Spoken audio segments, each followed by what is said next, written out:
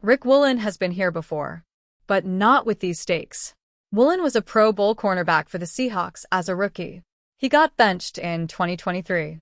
It happened again last year, for the start of a game. Now one game, one loss that largely came down on him into the final season of his contract. Woolen's starting job appears in jeopardy. His status is in doubt for Seattle's game against Aaron Rodgers and the Steelers, 1-0, Sunday in Pittsburgh. In the Seahawks' opening loss to San Francisco last weekend, Woolen stopped running as the 49ers' Ricky Pearsall zoomed beyond him for a 40-yard catch in the fourth quarter of a tie game.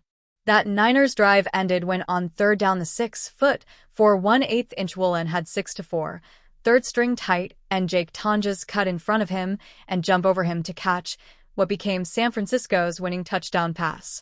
Meanwhile, third cornerback Josh Jobe played brilliantly. He made 3 big plays in the second half alone, including a leaping interception of Brock Purdy. Coach Mike Macdonald praised Jobe after the game into this week. "I thought he played a tremendous football game. He played physical, played smart, played disciplined, and finished his plays right," Macdonald said Monday. "I thought he played a great game." The head coach was asked Monday, could Jobe take playing time away from Woolen at starting right outside cornerback opposite two-time Pro Bowl cornerback Witherspoon in base defense? "At corner on either side," Macdonald said. "You go out and you produce. Why would we not play you?" Wednesday, Macdonald was asked if Woolen is going to start Sunday in Pittsburgh. "We'll see," Macdonald said. It's easy to forget in Seattle's 17-13 loss, the team's 7th in 8 meetings against their rival 49ers, but Woolen raced from the middle of the end zone to near the pylon to save a touchdown earlier in the fourth quarter. He knocked away a pass from open Pearsall to deny San Francisco a touchdown and force a tying field goal instead. Plus, he was right with Pearsall on the game-changing 40-yard catch until Purdy's pass was arriving. "It's like I did 98% on a quiz, and I just didn't put my name on it, and I got 2% taken off because I didn't finish the test," Woolen said at his locker before practice Wednesday, or didn't pay attention to detail. "Like, something small about putting my name on the test." He said of Tonjes snatching what appeared to be a jump ball into the end zone over him for the decisive points, "I've got to attack the ball. That's pretty much it." And of the 40-yard catch on which he stopped as Pearsall kept running past him, "Yeah, I could have played the ball better. I ran the route for him. I knew what type of route it was, and I've just got to execute and attack the ball and not lose track of the ball." Has Macdonald, with the game planned to face Rodgers and the Steelers in 4 days before Game 2, given Woolen any indication his role will be different in Pittsburgh? "I don't know," he said. "I mean, he's the head man. So whatever he says goes. I ain't gonna go against it. But other than that, I could just continue to be Rick and just continue to be a great player that I've been doing." Options at cornerback Nick Emenwari's injury and Witherspoon's availability for Sunday factor into whether Woolen starts and how much he plays in Pittsburgh and beyond. Witherspoon was not practicing nor in pads on a helmet at the start of practice open to the media Wednesday. He stood on the side watching. The Seahawks practice participation report said Witherspoon did not participate. He's listed with a new knee injury. Macdonald made no mention of an injury to Witherspoon following the 49ers game or before practice Wednesday.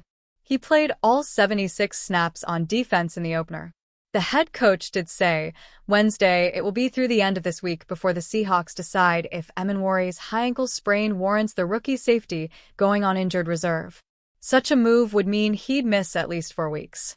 The 220-pound Emenwari was to be the primary, 5th defensive back against San Francisco. Macdonald planned for him to be a bigger defender against the 49ers running game, plus all-pro tight and George Kittle catching and running after catches.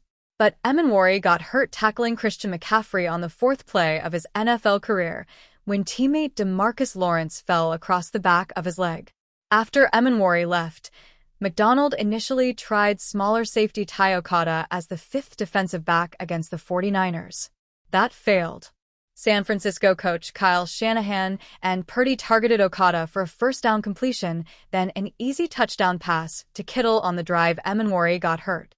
Macdonald then put Jobe in as the 5th cornerback.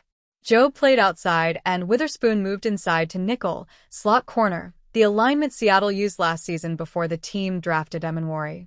Jobe excelled. He played 80% of the snaps, in a game plan he wasn't initially part of.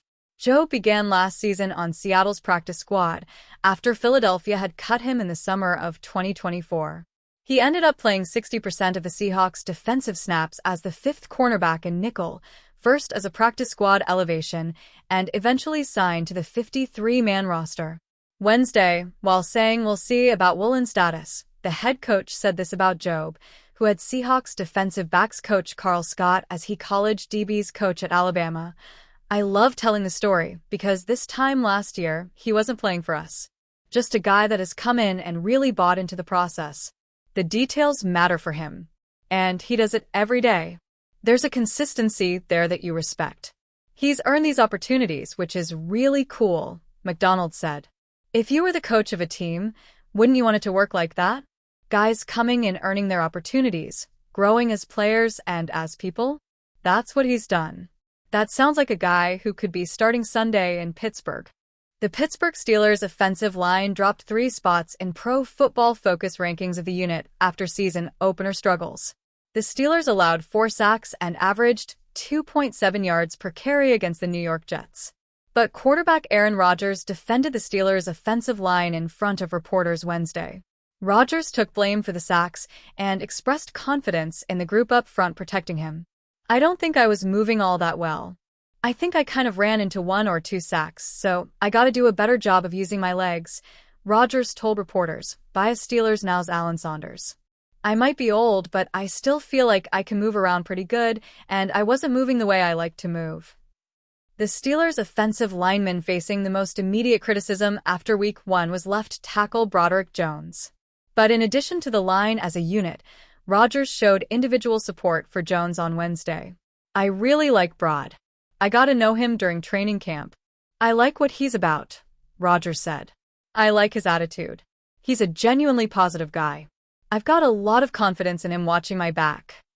Aaron Rodgers blames back tightness for poor mobility. Most pundits didn't blame Rodgers for the sacks the team allowed in Week 1. Even Steelers head coach Mike Tomlin has clearly stated multiple times since the conclusion of the game the protection in front of Rodgers needs to be better. But protecting his teammates through the media is what great quarterbacks do, especially when it comes to the offensive line. That's exactly what Rodgers did when he addressed Jones and the line Wednesday. I thought the protection was good for most of the game, Rodgers said. There's a couple fundamental things to clear up, but Pat's going to take care of those guys, and I just got to get the ball out. Rodgers referenced the main reason why most pundits don't expect him to be very mobile this season, his age. But the quarterback said he dealt with back tightness during the season opener, which contributed to his lack of mobility. The veteran quarterback wasn't on the official injury report for Week 1. Steelers' offensive line to face another tough test versus Seahawks. Jones and the Steelers' offensive line had the difficult task of blocking Jets' defensive linemen Will McDonald and Quinnen Williams in the season opener. Things won't necessarily get any easier. Seahawks edge rushers Leonard Williams and Derek Hall combined to have 19 sacks last season. That's more than what McDonald and Quinnen Williams combined to post in 2024. McDonald regularly beat Jones on Rodgers' blind side in Week 1. McDonald posted 2 of the 4 sacks for the Jets. In Week 1 versus the San Francisco 49ers, the Seahawks posted just 1 sack. Williams and Hall had 4 combined pressures. PFF ranked the Steelers at number 24 on its Week 2 offensive line rankings on September 10th.